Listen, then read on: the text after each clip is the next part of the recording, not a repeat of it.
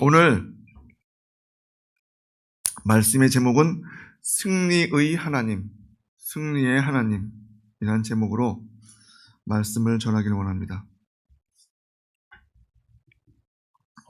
오늘 우리들이 함께 하신 그 말씀은 다윗과 골리앗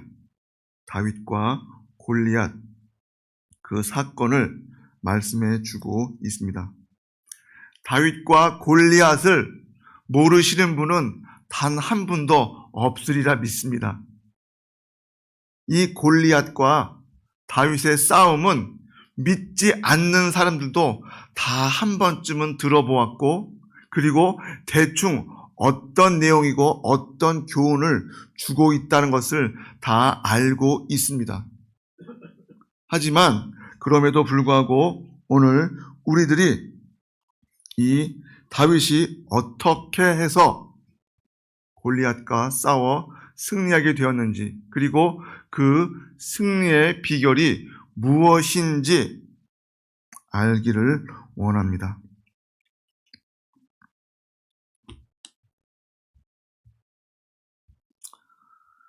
오늘 말씀 보면 블레셋이라고 하는 민족이 이스라엘을 쳐들어옵니다. 그것을 어떻게 알 수 있느냐? 사무엘상 17장 1절 말씀에 보면 블레셋 사람들이 그 군대를 모으고 싸우고자 하여 유다에 속한 소고에 모여 되어 있습니다. 한마디로 말해서 북한이 38선 밑으로 쳐들어온 것처럼 블레셋이 이스라엘 민족을 먼저 쳐들어왔다는 것이죠. 그러자 어떻게 합니까? 사울과 이스라엘 사람들이 모여서 그들이 오는 것을 막기 위해서 진을 쳤다는 거예요. 그리고 전투를 하기 위한 그런 준비가 다 되어 있었다는 것이죠. 여러분, 다윗과 골리앗, 그 단어를 제가 인터넷으로 찾아보니까 아주 쉽게 정의가 되어 있더라고요. 뭐라고 되어 있느냐? 전혀 상대가 될 것 같지 않은 사람이 경쟁하는 모습. 뭐라고요?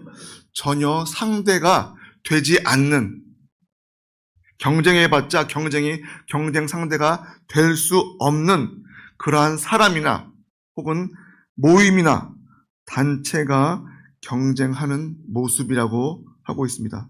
다시 말해서 이길 수 없는 상태란 것이죠.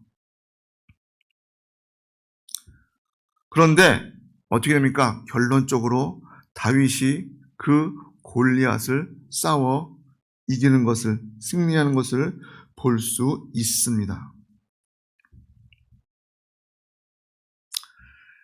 골리앗이라고 하는 장수가 이스라엘 앞에 나와서 나와 한번 겨뤄서 싸워 승리하는 자에게는 우리가 너희들에게 다 모든 것을 포기하고 정말 우리는 이 전쟁을 그치겠다라고 그렇게 큰 소리 높여 이야기합니다.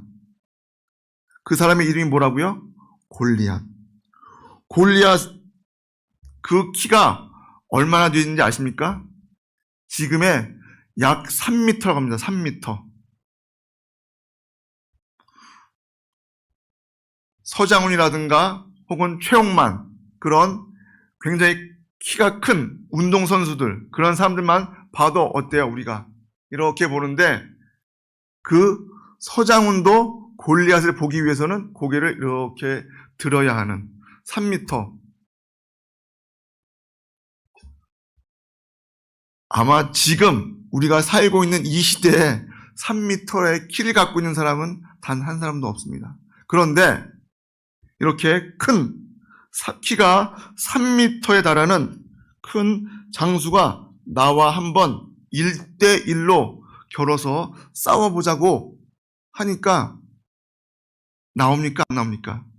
단 한 사람도 나오지 않습니다. 자, 이 골리앗의 갑옷의 무게만 50kg이 넘었다고 합니다. 생각을 해보세요. 갑옷의 무게만 50kg.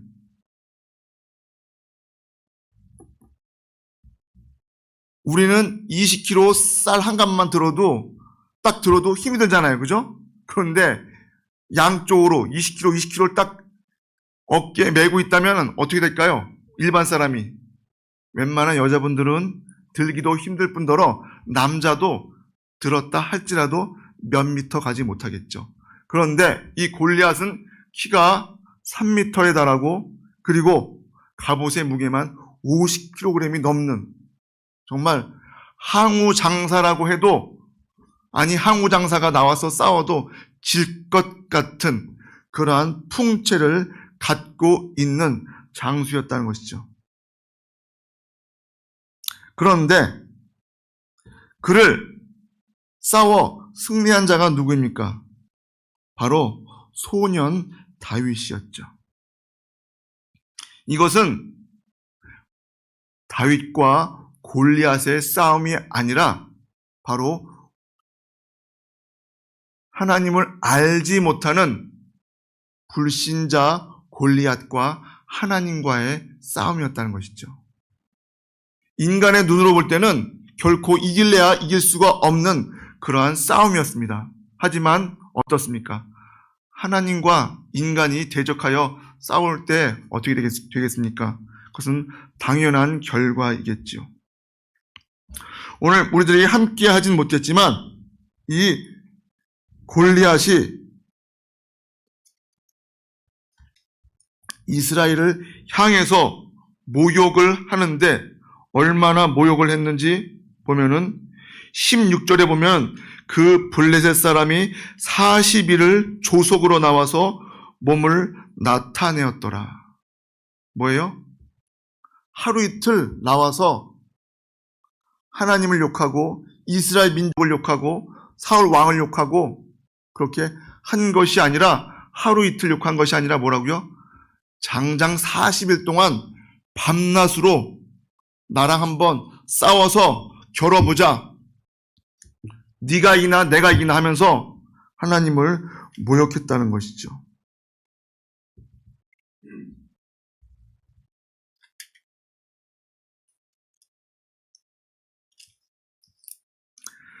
(8절에) 보면 그가 서서 이스라엘 군대를 향하여 외쳐가로되 너희가 어찌하여 나와서 항우를 버렸느냐? 나는 블레셋 사람이 아니며 너희는 사울의 신복이 아니냐? 너희는 한 사람을 택하여 내게로 내려보내라. 그가 능히 싸워서 나를 죽이면 우리가 너희의 종이 되겠고 만일 내가 이기어 그를 죽이면 너희가 우리의 종이 되어 우리를 섬길 것이라. 그리고 뭐예요? 그 블레셋 사람이 또 가로되 내가 오늘날 이스라엘의 군대를 모욕하였으니 사람을 보내어 나로 더불어 싸우게 하라 한지라.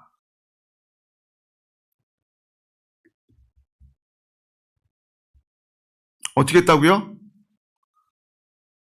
골리앗이 이스라엘을 향해서 욕을 하고 저주를 합니다. 하나님의 이름을 욕되게 했다는 것이죠. 그럼에도 불구하고 아무도 그에게 맞서 싸워 이기는 것은 고사하고 싸울 용기도 아무도 내지 못했다는 것입니다.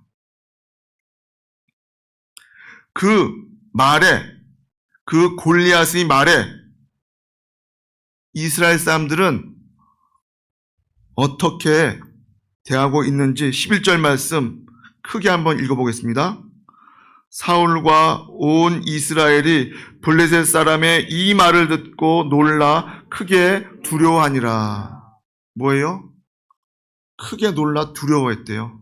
아무도 감히 그것에 대해서 반문도 못하고 가만히 숨죽이고 며칠 동안 40일 동안 찍소리 못하고 가만히 있었다는 거예요.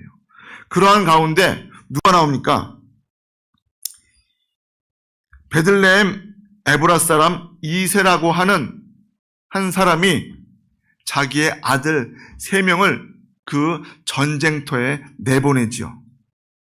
그리고 전쟁터에 내보낸 그 세 아들의 안부가 걱정되어서 막내 아들, 8번째 아들인 다윗을 시켜서 너희 형들이 어떻게 잘 지내고 있는지 한번 살펴보고 와라.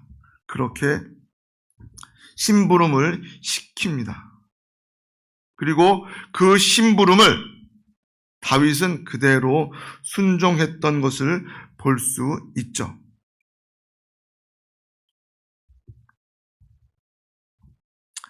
지금 소련과 우크라이나가 전쟁을 하고 있습니다.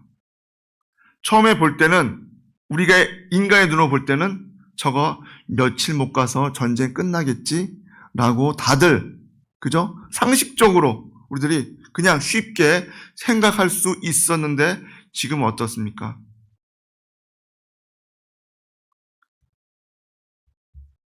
아직도 전쟁 중인 가운데 있습니다. 그러다 보니까 이 소련에서는 어떻습니까? 많은 병사가 필요하다 보니까 징집령을 내리고 많은 젊은 남자들을 군대로 보냈다는 것이죠. 그러다 보니까 전쟁에 나가기 싫은, 한마디로 죽기 싫은 많은 사람들이 어떻게 했어요? 다른 나라로 다 국외로 탈출을 하고 우리나라에도 수많은 소련 남자들이 우리나라에 와 있다는 것이죠. 자, 그렇죠. 전쟁이 나면 두렵고 죽을 게 무서워서 도망가는 것이 우리 인간의 인지상정, 다 그런 마음을 갖고 있죠. 그런데 오늘 다윗은 어떻습니까? 형들이 지금 저기 전쟁터에 나갔으니까 한번 그 형들이 어떻게 잘 지내고 있는지 한번 보고 와라 라고 하는 그 아버지의 말에 어떻게 했어요? 그대로 순종하는 것을 볼 수 있습니다. 만약에 소련 사람들 같았으면 뭐라고요? 나보러 가라고요? 거길 내가 왜 가요? 아버지가 가요. 제가 거기 왜 가요? 나도 갔다가 괜히 소년병으로 징집돼 갖고 나도 전쟁터에 참가하고 나도 죽으면 어떡해요? 라고 했을지 모르겠으나 다윗은 그렇지 않고 안부를 살피러 전쟁터로 향합니다. 그때 사울과 그들과 이스라엘 모든 사람이 엘라 골짜기에서 블레셋 사람과 싸우는 중이더라. 그런데 가까이 가니까 어디서 멀리서 소리가 들리는 거예요. 이스라엘의 하나님을 저주하는 그 목소리가 크게 들린다는 것이죠. 이게 뭔 소리야? 알고 보니 뭐예요? 거대한 블레셋 사람 골리앗이 이스라엘의 하나님을 저주하고 욕하고 모욕하고 있었다는 것이죠. 그런데 그 말을 듣고 아무도 대항하지 못하고 조용히 잠잠히 있었다는 거예요. 그 말을 들은 소년 다윗은 어떻게 합니까?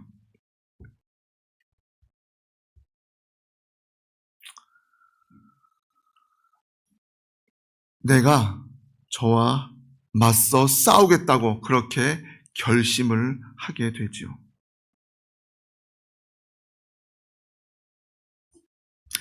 23, 24, 25절에 보면은 계속해서 골리앗이 악한 말로 떠드는 것에 대해서 설명해 주고 있습니다.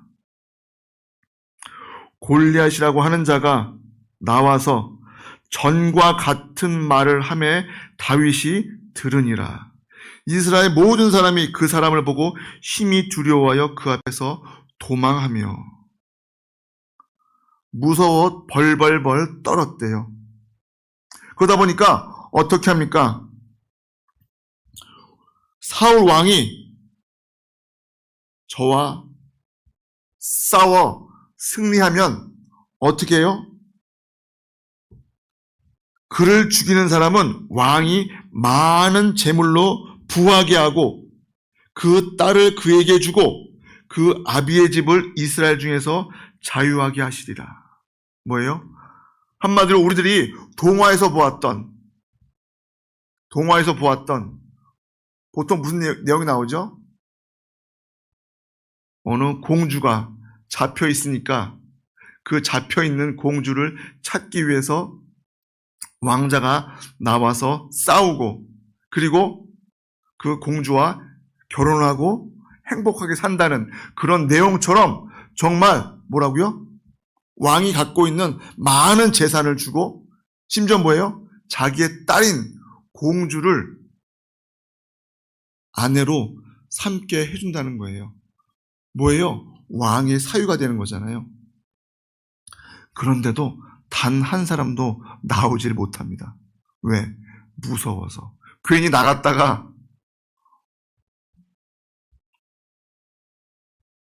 왕의 사유가 되기는커녕 그 자리에 가서 죽을 수 있겠다는 그런 두려움 가운데 아무도 나서지 못했다는 것이죠. 그런데 26절 우리 한번 다 같이 한번 보겠습니다. 26절 다윗이 곁에 섰는 사람들에게 말하여 가로되 이 블레셋 사람을 죽여 이스라엘의 치욕을 제하는 사람에게는 어떠한 대우를 하겠느냐? 이 할례 없는 블레셋 사람이 누구간데 사시는 하나님의 군대를 모욕하겠느냐?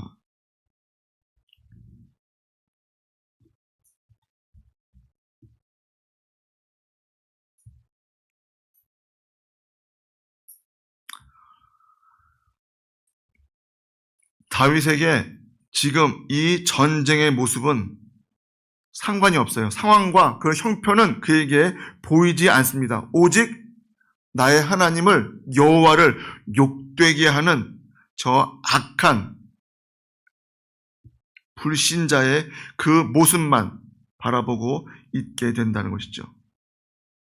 그러면서 다윗에게는 이 전쟁은 내가 하는 것이 아니고 하나님께 속한 것이다.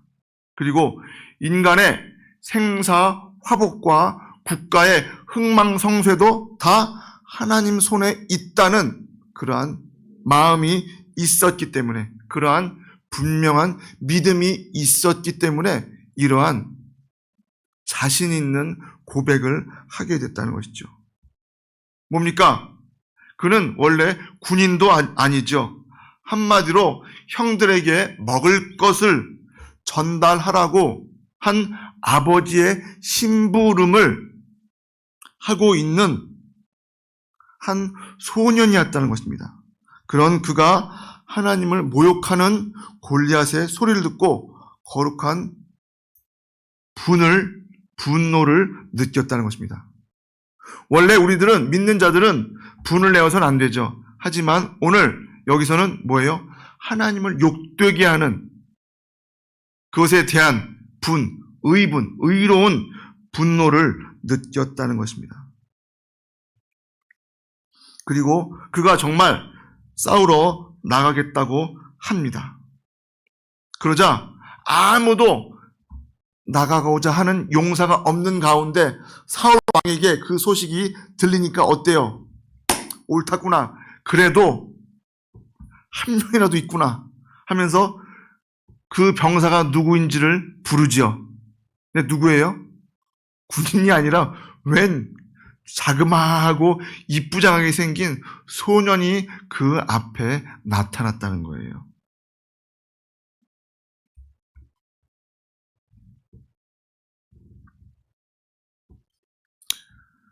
다윗이 사울에게 고하되 그를 인하여 사람이 낙담하지 말 것이라 주의 종이 가서 저 블레셋 사람과 싸우리이다.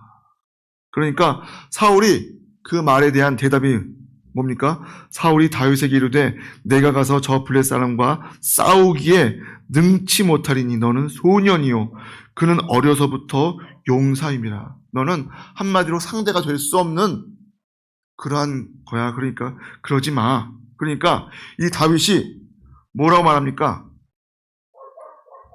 저는 어렸을 때부터 양치기를 했고 그 양을 키우면서 곰이나 혹은 사자가 왔을 때, 그런 사나운 맹수가 왔을 때 제가 싸워서 승리했습니다 라고 확신 있게 이야기하죠. 그리고 충분히 저 악한 블레셋 장수도 제가 싸워 승리할 수 있습니다 라고 확신하고 왕에게 대답을 합니다.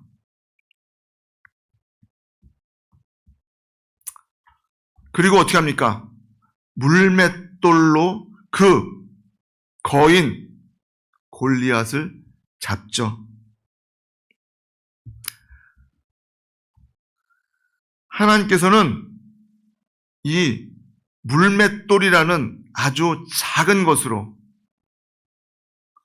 무기라고도 할 수 없는 그 작은 것을 통해서 하나님께서 사용하심으로 놀라운 승리의 역사를 보여주셨다는 것이죠. 이렇게 담대하게 나와서 자원함으로써 자기가 싸우겠노라고 할 수 있는 그러한 마음과 그러한 믿음의 모습은 하루아침에 이루어진 것이 아니라 어릴 때부터 양을 치면서 그 맹수가 양의 새끼를 물어갈 때 보통 같으면 도망갈 수밖에 없는 상황이었음에도 불구하고 그가 어떻게 합니까? 맞서 싸워 승리했을 때 끝까지 따라가서 그 어린 양을 맹수로부터 건져내었던 그러한 일들이 있었기 때문에 그가 두려워하지 않고 왕에게까지 나아가서 그러한 훌륭한 고백을 할 수 있었다는 것이죠.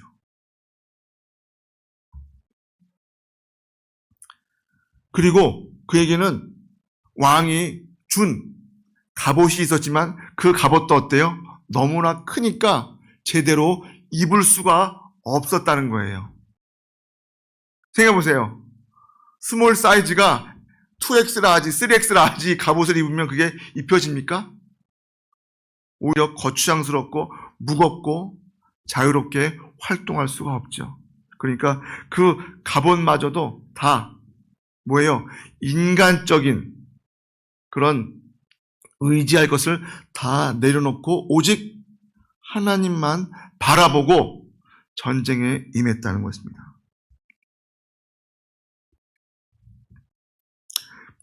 그리고 어떻게 합니까? 손에 막대기를 가지고 시내에서 매끄러운 돌 5을 골라 주머니에 넣고 손에 물매를 가지고 블레셋 사람에게로 나아가니라. 그리고 블레셋 장수 앞에 나아갔을 때 그가 뭐라고 말합니까?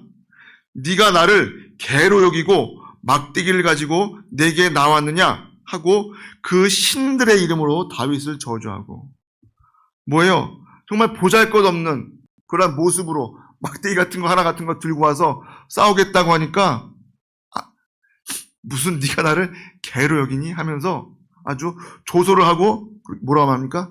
그 신들의 이름으로. 그 당시에 지금도 마찬가지지만 이 이스라엘 민족은 유일신 하나님만을 믿고 섬기는 자들이었지만 그 외에 모든 하나님을 알지 못하고 믿지 않는 자들은 하나의 신이 아니라 수많은 신들을 섬기는 자들이었다는 것이죠. 보면은 가톨릭을 믿는 자들도 뭐예요? 점치고 이상한 짓 하죠. 불교는 당연히 하고요. 보면은 여러 가지를 혼합적으로 믿고 섬기고 있다는 것이죠. 그런데 뭐예요? 이스라엘 민족은 그리고 우리가 지금 하나님을 믿는 우리들은 유일신 오직 하나님 한 분만을 믿고 살아가는 자들이죠. 자, 이렇게 그는 그 신들의 이름으로 다윗을 저주하고 내가 오늘 너를 공중의 새들의 밥이 되게 만들겠다고 그렇게 자신 있게 떠들어 댑니다. 자, 그런데 우리 45절, 46절 우리 다 같이 한번 큰 소리로 보겠습니다. 다윗이 블레셋 사람에게 이르되 너는 칼과 창과 단창으로 내게 오거니와 나는 만군의 여호와의 이름 곧 내가 모욕하는 이스라엘 군대 하나님의 이름으로 내게 가노라. 오늘 여호와께서 너를 내 손에 붙이시리니 내가 너를 쳐서 내 머리를 베고 블레셋 군대의 시체로 오늘날 공중의 새와 땅의 들짐승들에게 주어 온 땅으로 이스라엘의 하나님이 계신 줄 알게 하겠고. 상대가 될 수 없는 싸움인 가운데에서 그가 뭐라고 말했다고요?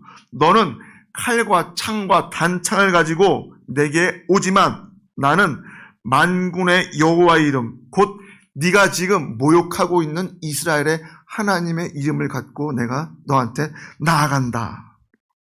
그렇게 외치죠. 자, 어떻게 됩니까? 이 전쟁에 대해서 그는 이렇게 또 고백합니다. 47절에 또 여호와의 구원하심이 칼과 창에 있지 아니함을 이 무리로 알게 하리라. 전쟁은 여호와께 속한 것인즉 그가 너희를 우리 손에 붙이시리라. 뭐예요? 전쟁은 우리 인간의 손에 있지 아니하고 여호와 하나님의 손에 붙여 있음을 말씀해 주고 있는 것이죠. 자, 이렇게 선전포고를 하고 어떻게 합니까? 블레셋 사람이 일어나 다윗에게로 마주 가까이 올 때 다윗이 블레셋 사람에게로 마주 그 항우를 향하여 빨리 달리며 손을 주머니에 넣어 돌을 취하여 물매로 던져 블레셋 사람의 이마를 치매 돌이 그 이마에 박히니 땅에 엎드러지니라.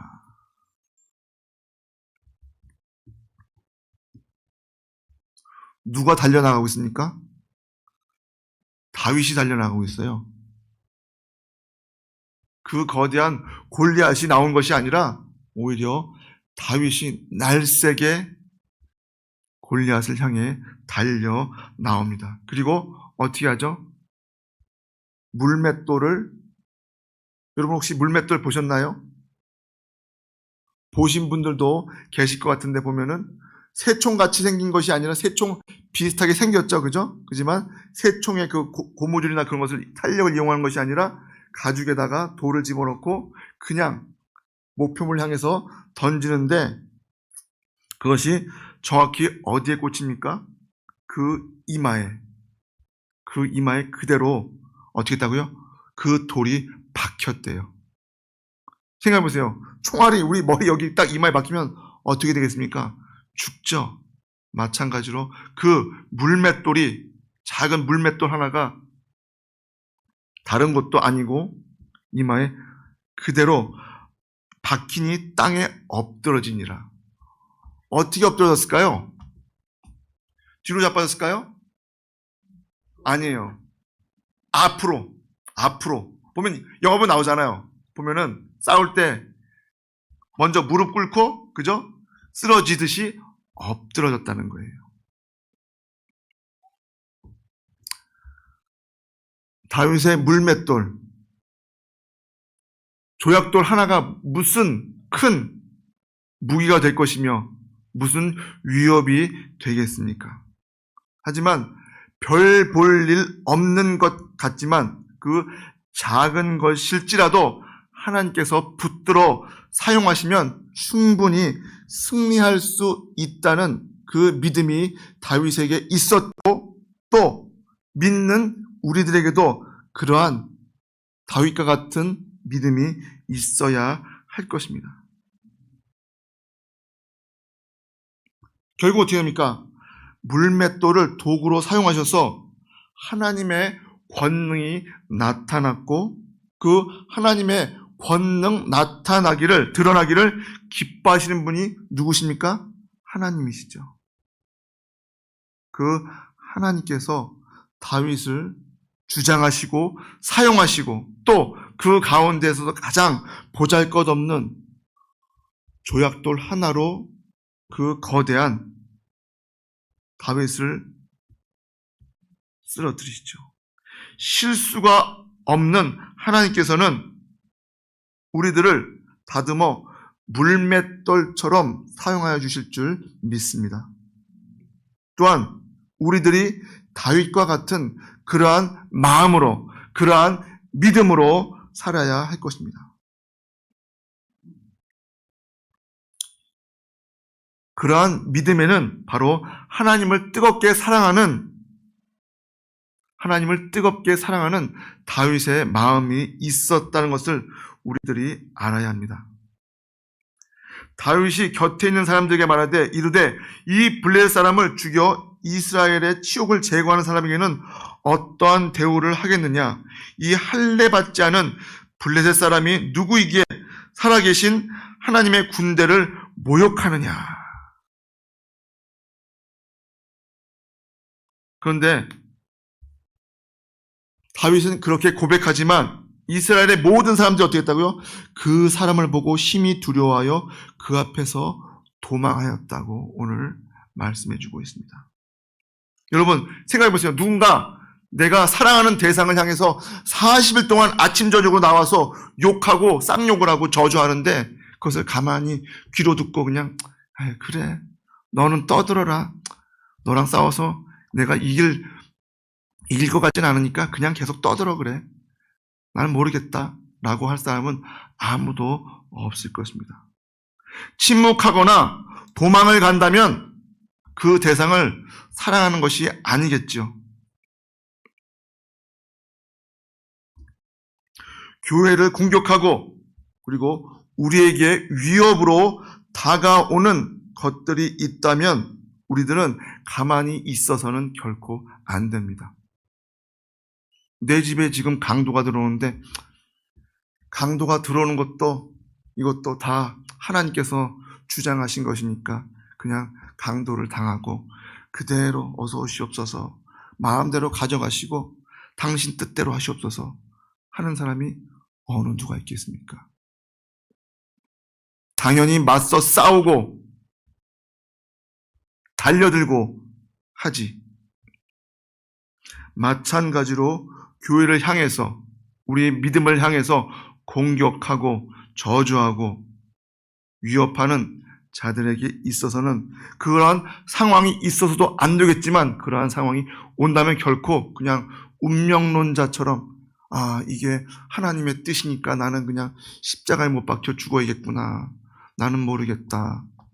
그러한 말도 안 되는 그러한 생각으로 그러한 사고로 살아서는 결코 안 될 것입니다.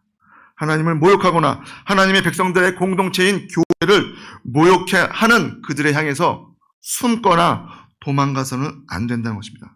그러한 자들은 하나님을 진정으로 사랑하는 자들이 아니라는 것을 우리들은 분명히 알아야 할 것이고 당당하게 맞짱을 뜨고 싸워 승리할 수 있는 그러한 다윗과 같은 믿음으로 그러한 마음으로 살아가야 할 것입니다.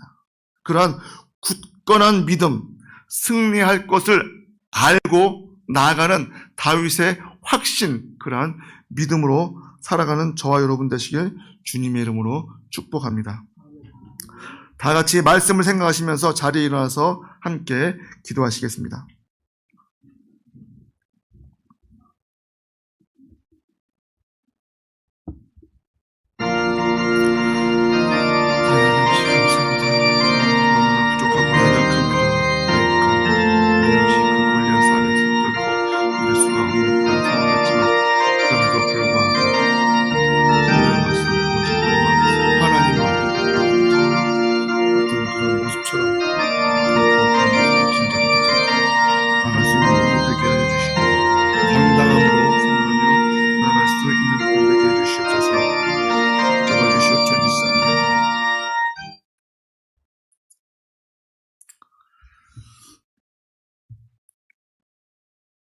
다윗과 골리앗의 싸움은 그 당시로 끝났지만 지금 우리가 사는 그 골리앗은 바로 영적인 골리앗이라고 할 수 있는 사단 마귀라고 할 수 있습니다. 그래서 우리들의 싸움은 혈과 육에 대한 싸움이 아니고 악한 영들과의 싸움입니다. 그러나 하나님의 전신갑주를 힘입고 말씀과 기도로 무장되어 있다면 오늘 다윗이 이긴 것처럼 우리들도 능히 이기는 줄 믿습니다. 그 하나님을 사랑하는 마음이 있었기에 의분이 생겼고 그 의분이 생기기에 그가 당당히 경기에 상대도 될 수 없는 그러한 자와 맞서 싸웠음에도 불구하고 하나님께서 승리케 하심을 감사드립니다.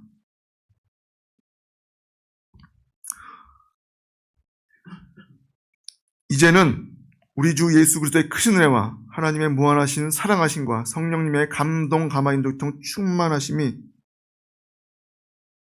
모든 싸움과 전쟁이 하나님 손에 있음을 분명히 알고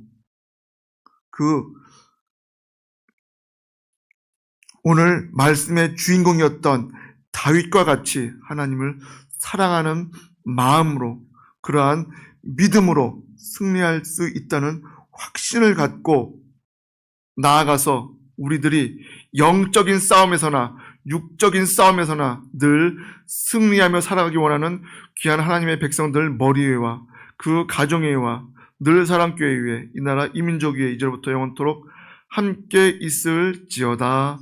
아멘.